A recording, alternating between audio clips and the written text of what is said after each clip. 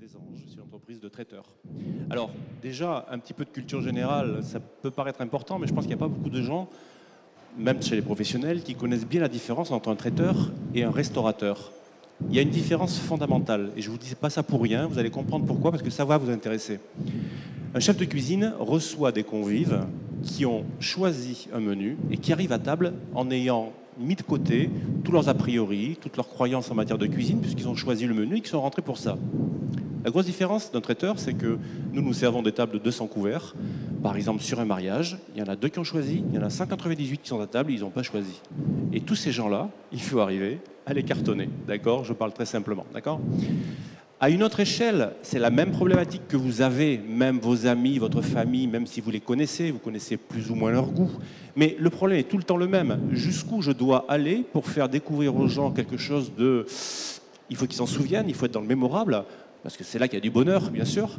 Mais jusqu'où est-ce qu'on peut aller? À partir de quand il faut s'arrêter pour ne pas heurter les gens?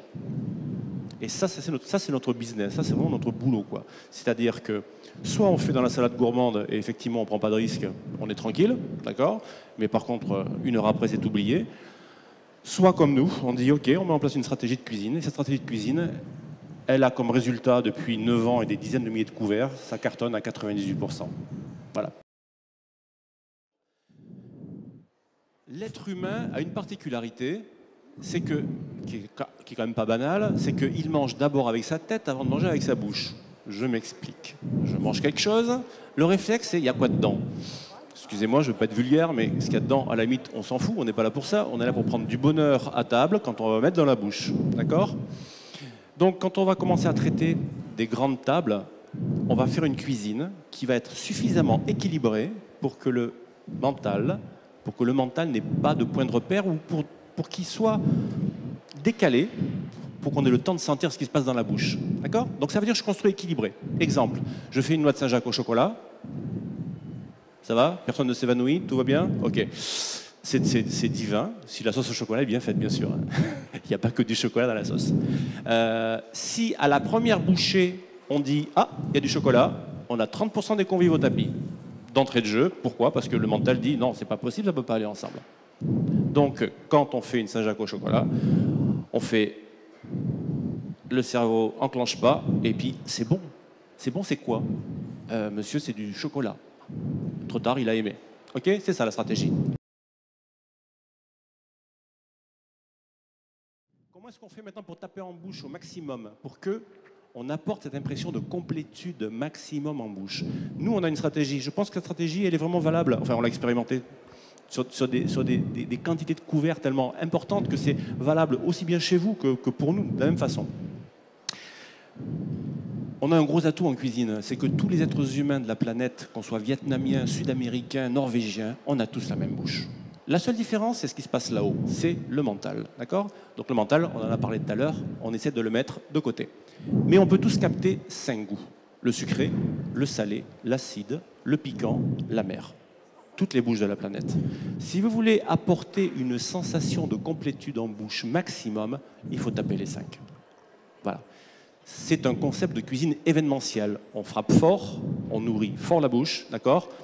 Et vraiment la réaction c'est « Ouah, c'est bon, c'est quoi ?» Voilà. En gros, c'est le résumé, c'est le slogan de la cuisine des Anges. Donc on a développé un concept de sauce. Pourquoi? Parce que dans cette stratégie de taper les 5 goûts que votre bouche peut capter, quoi de mieux que la sauce? Il n'y a qu'avec une sauce que vous pouvez faire ça. À la première bouchée, vous cartonnez, vous tapez toute la bouche. Nicolas, peut-être pendant ce temps, tu peux, pour les gens qui n'étaient pas là hier, leur redémontrer un peu ton parcours, d'où tu viens, ton Vous voulez style de vraiment cuisine. savoir d'où je viens? Bah, je pense Oui, que ça nous tout le intéresse. monde n'était pas là hier, donc... Alors, je suis un chef autodidacte, en fait. J'étais dans les affaires jusqu'à 40 ans. J'étais un homme d'affaires, avec un groupe d'entreprises informatiques que j'avais créé. C'était socialement et financièrement satisfaisant, mais d'un point de vue personnel, c'était pas très nourrissant. Donc j'ai commencé à m'occuper de moi à l'issue de cette barrière fatidique des 40 ans, je peux vous le confirmer, moi ça a été une grosse bascule. Et je me suis rendu compte qu'en fait ce qui me nourrissait le plus, c'était de nourrir les autres. Et ça, on y reviendra tout à l'heure, quand je vous parlerai un petit peu de la démarche humaine qu'il y a derrière, pour nous, derrière le fait de cuisiner pour quelqu'un d'autre. Voilà. Ce qu'il faut bien comprendre, c'est que on va y revenir plusieurs fois hein, pendant l'animation. Pour nous, la technique, c'est ni plus ni moins que ça. Ça, la technique, c'est un outil. Ce n'est qu'un outil. Ça, c'est vide de sens, il n'y a rien dedans. Et c'est stérile si on ne sait pas à quoi on s'en sert. D'accord ? Bien. Maintenant, je vais vous poser des questions. Une question super importante. Tout ça, c'est bien. On a parlé de technique, on a parlé d'une stratégie au service de laquelle on a mis notre technique. Question super fondamentale. Vous êtes tous là parce que vous aimez cuisiner. Oh, la cuisine vous intéresse. Ok. Fondamentalement, pourquoi vous cuisinez ? Pourquoi vous cuisinez? Pour faire plaisir à nos convives. Hein. Ou à nous-mêmes. C'est bien. Ah, dimension de plaisir en premier. Oui, l'un et l'autre. C'est pas l'un ou l'autre, tout à fait, vous avez raison. Pourquoi vous faites de la cuisine? Pourquoi vous faites de la cuisine? Mais pour moi et pour les autres. Et pour les autres. Et pour les autres, ok. Est-ce que vous êtes globalement tous d'accord avec ça? C'est un peu la séquence émotion, là, donc... Oui, vous n'êtes pas obligé de pleurer tout de suite, hein, non plus, mais... Dans la majorité, apparemment, les gens ont l'air d'accord. Oui, les gens ont l'air d'accord avec ça, mais ok. Ça va. Alors, moi, si vous voulez, je suis quelqu'un qui ne vient pas du monde de la haute gastronomie. Effectivement, j'ai changé de vie pour cuisiner, pour donner du bonheur aux autres. Et c'est vraiment le fil directeur de la cuisine des anges. Très bien. C'est l'épice magique. C'est l'épice magique. Merci Fabrice. Je sur le connais site pas l'histoire. internet, vous avez l'avant-propos d'un livre qui est en cours d'écriture qui s'appelle l'épice magique. Et voilà, l'épice magique, c'est ça. C'est l'ingrédient qui ne se mesure pas, qui ne se quantifie pas. On n'en parle dans aucun Larousse gastronomique. Et pourtant, quand vous cuisinez pour vos amis, pour votre famille, bien sûr qu'ils sont contents de manger des choses qui sont très bonnes, mais je ne pense pas que ce qui les nourrit le plus, ça soit ça. Je ne pense pas. C'est toute la dimension humaine de ce qui va se passer. La cuisine n'est qu'un vecteur. Ce que je regrette un petit peu, c'est qu'aujourd'hui, on a un petit peu tendance à caricaturer la cuisine et à la limiter à l'outil. Une cuillère. À l'outil. Ce n'est qu'un outil. Et à partir de là, on peut dire, regarde ma cuillère, elle est plus belle que la tienne, ou elle est moins chère que la tienne. Mais on n'est pas vraiment dans la véritable dimension de ce que peut apporter le fait de nourrir l'autre, de cuisiner pour l'autre. Et la cuisine des anges est là aujourd'hui, sur ce salon, et hier on a fait une intervention aussi, pour parler de ça, parce que personne n'en parle. Aucun chef de cuisine n'en parle, tout le monde se tire la bourre sur la technique, mais on oublie l'essentiel. Trop de chefs ont oublié ce que c'est que de cuisiner pour l'autre. C'est une parenthèse. L'épice magique, vous allez faire un tour sur le site internet, et vous en saurez un petit peu plus. Est-ce qu'il y a des choses à dire là-dessus? J'en pense quoi? C'est super, enfin, super chef.